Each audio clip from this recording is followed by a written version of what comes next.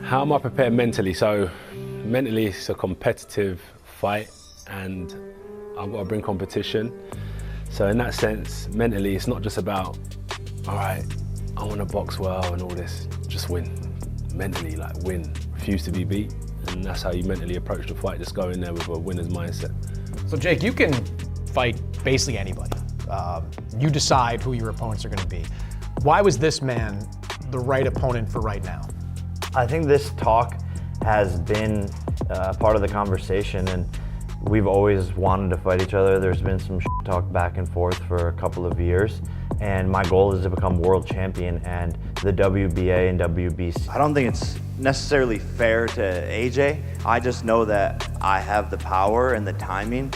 It's the shots that you don't see coming that knock people out. And I'm a tricky knockout artist that people don't give me enough credit for. I've won knockout of the year. So he has to be careful. And I do have the timing, the speed, and the tricks up my sleeve to be able to hit a shot on this guy that he doesn't see coming that can put him to sleep 1000%. Jake Paul walked into that room like a man already planning the victory parade. Playlist set, confetti ordered, preaching that delusional optimism gospel and promising to shock the entire planet. I'm gonna break his face, I'm gonna break his up, I'm gonna stomp all over him. That's my mentality, right? That's a fighter's mentality, and I know what's in my heart, I know what's in my mind, and I'm here to compete. I'm here to prove myself that I'm the better fighter, so I'm looking forward to it, and I'll do that until finish fighting, no matter. Meanwhile, Anthony Joshua sat there cool as premium ice. No theatrics, no Hollywood. Just a man treating this like an appointment on the calendar. One Jake Paul chose to book himself for. Who has more pressure fighting? 100% Anthony. Yeah, 1000%. This is something that's gonna weigh on him, right? Like, because of what you said, I'm going in there and fight free. If he starts getting touched up and losing rounds, I think the cookie will crumble. Jake hyped himself up as the fearless disruptor, the guy who sees a heavyweight king and thinks business opportunity, not danger. And AJ responded with that calm, polite menace that basically says, I'll handle this, efficiently. Whatever he said, humbled. I don't know what to say. I'm confident in myself. Like, I'm not focusing on him. I just know what I can do, and I can't wait to show it. I'm not gonna crumble. I'm solid. I've been through wars, and I'm still standing super strong. I align myself with some of the great coaches in the world because I have that hunger, that desire. Jake talked speed, angles, slick footwork, like he's auditioning for Dancing with the Heavyweights. And Joshua replied with words like pressure, patience, making it uncomfortable. The kind of talk that makes you question your own life choices. I think there's any chance in the world, knowing what Anthony Joshua is a specialist, he's a specialist at putting knolls through your fucking brain, and that's what he's going to try to do to Paul. And anything other than that, if from a 34-year-old Anthony can fight. Whether Josh he can do it, they're not.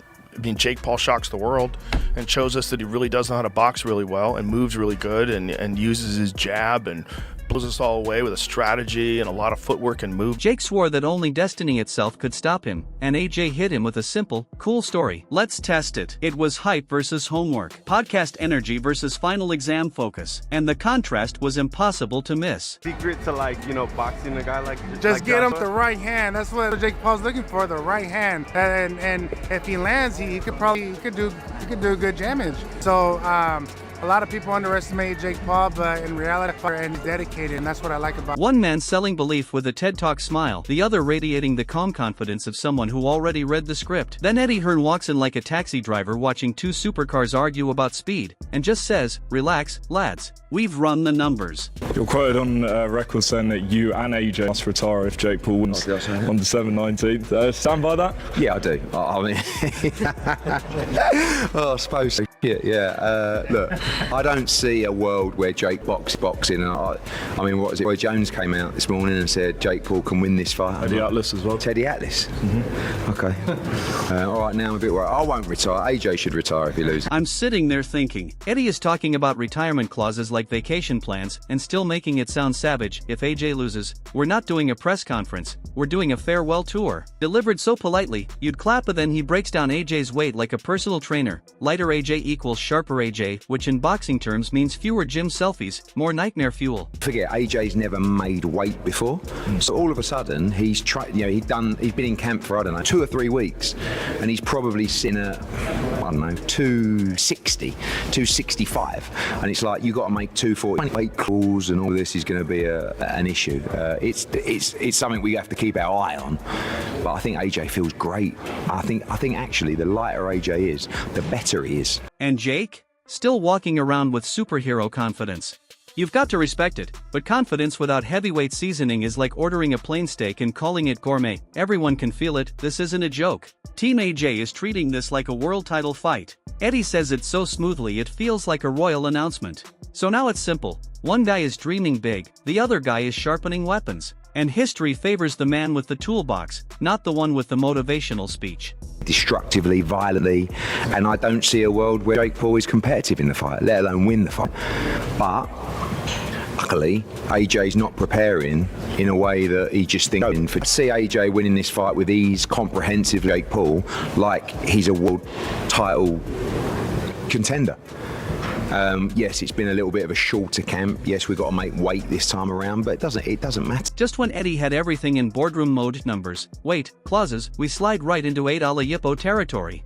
And instantly the vibe shifts. He talks boxing like he's been personally offended by every bad scorecard since 2009. His disbelief is polite, but loud. AJ versus Jake feels like someone challenging a lion to a push-up contest. In the top 10, where AJ's taking it serious, the questions that Ariel's throwing him. We're here to kind of fuck around.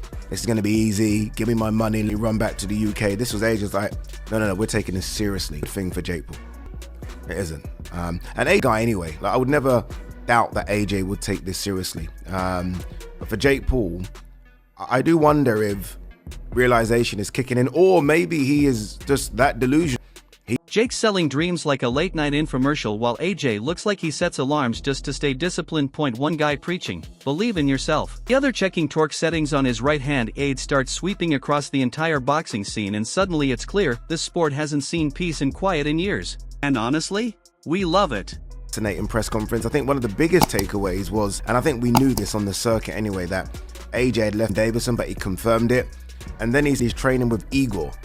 And I wish Ariel pushed him a bit more, because I have no idea who Igor is. I feel in this Alexander Usyk camp where AJ is and has been for a while now. But Igor is most certainly not Alexander Usyk's #1 trainer. So I'm guessing it's just someone in the camp. But AJ is now training with that. From British heavyweight chaos to world-level drama, every fighter is trying to headline a reality show. But Aid tells it with that perfect mix of sharp insight and humor. It's like listening to a coach who can describe madness with a straight face. And behind all the jokes, the truth never changes. Boxing doesn't reward noise. It rewards whoever shows up ready. I will still stand firm and say AJ should get rid of Paul in 1 round. Should. And if he doesn't, then my questions will be more to AJ. But I'm confident AJ hasn't come to play around.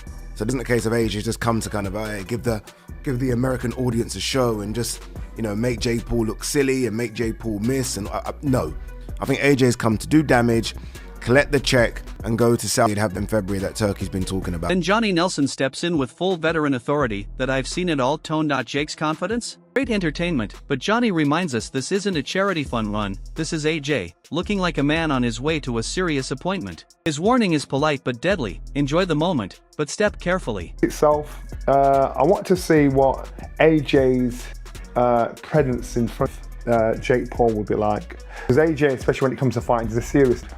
And I know Jake Paul, the problem child. Remember when he snatched Floyd Mayweather's hat?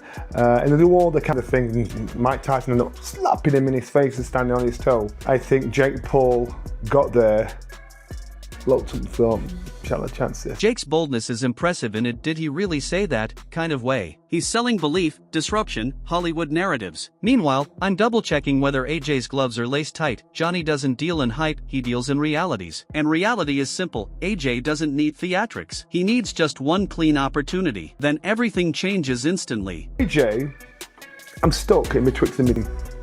Because Nobody on this green earth would actually turn down 50, 60 million to fight Jake Paul. And people that don't like this will probably watch it because they want to see Jake Paul getting knocked. So what to say about AJ, what to say about Jake Paul? I think I was thinking upside down. For AJ, I thought, Mama's cashing out.